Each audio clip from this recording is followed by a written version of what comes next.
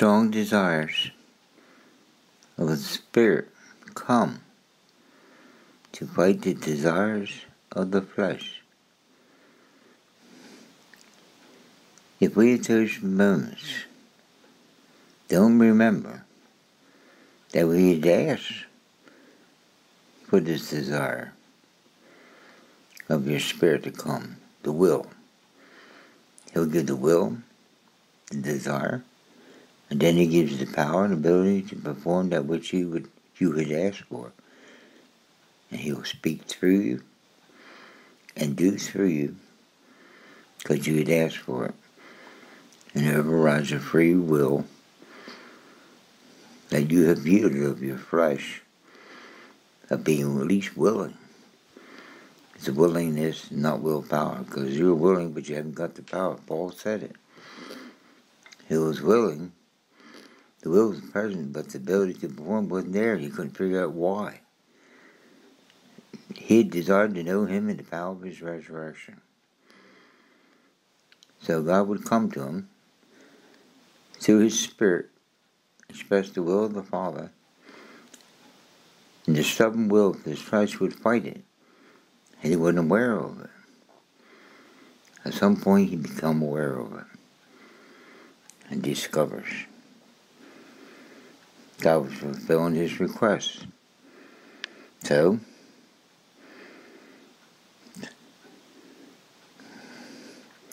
what you're, let me see now, let me read this right.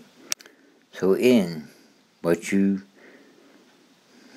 are doing, in those moments of your fleshly desires, and start walking in the direction of the desires of your spirit. In my case, without my saying what it is that was distracting me, my fleshly desires. For example, I'm sitting on my computer and I get on because I'm distracted by the web, watching the news. Listen, I stop, I go off in the kitchen, and I have a cup of coffee, and smoking. That time I would light up a cigarette. And just about the time I light up the cigarette, all of a sudden this great thoughts would come, desires that I wasn't getting at the computer. I would get it in the kitchen. But that time I had a cup of coffee and I lit up a cigarette, and so I would wait till I finished the coffee, finished the cigarette. And by that time, by the time I got back to the computer, I would lose the thought. If I learned to fight this, I wouldn't put down the coffee, I wouldn't put out the cigarette. Instead, I would sit there and pick up my recorder here and try to scratch out those thoughts as fast as I could. But many times the thoughts would flee me. I wondered, why did they leave? And He told me, you had asked. Here come your desires to live in your flesh, and your particular situation was that you had wanted to get rid of your cigarettes, but you didn't know how to do it, and I was doing it. So if you want these beautiful thoughts from your Father, and when they come, put out the cigarette, put down the coffee, don't watch the news, and wait. Because what you had asked for, and I promised I would give you, comes. God, I just see that. So without focusing on cigarettes and people want to judge you because the fact that you're smoking, He allowed it for His reason and purposes. But it's coming a day I won't need this. What I want outweighs the desires of the flesh to have a cup of coffee and smoke a cigarette. Don't focus on the coffee or cigarette. It's distractions. Whether it's good or bad, these so-called habits, it isn't the point. It's a moment of the flesh.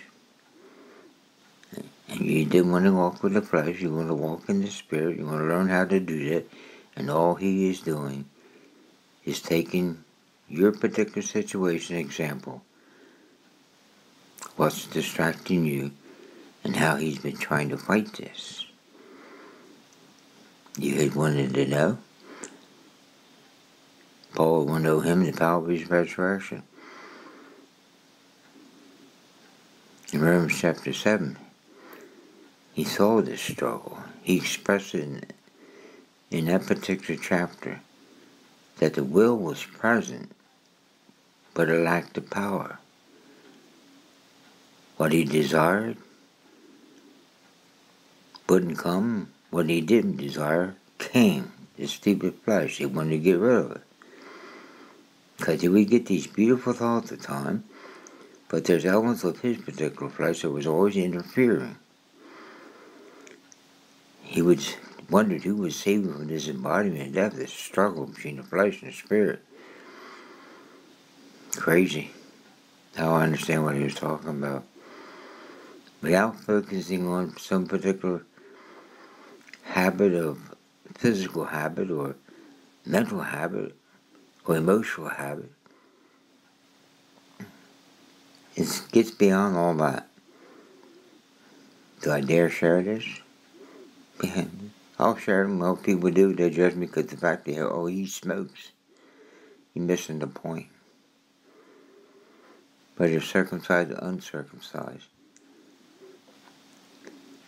Whether you quit smoking or you never smoked, it doesn't tell anything. If you get anything, it's by the surrender of your free will and willingness that He gives His will, and with His will comes the power. Not some law that says do, but gives you no power to do it. And it frustrates you. You have the law trying to tell you to do something, you try to do it, and you fail.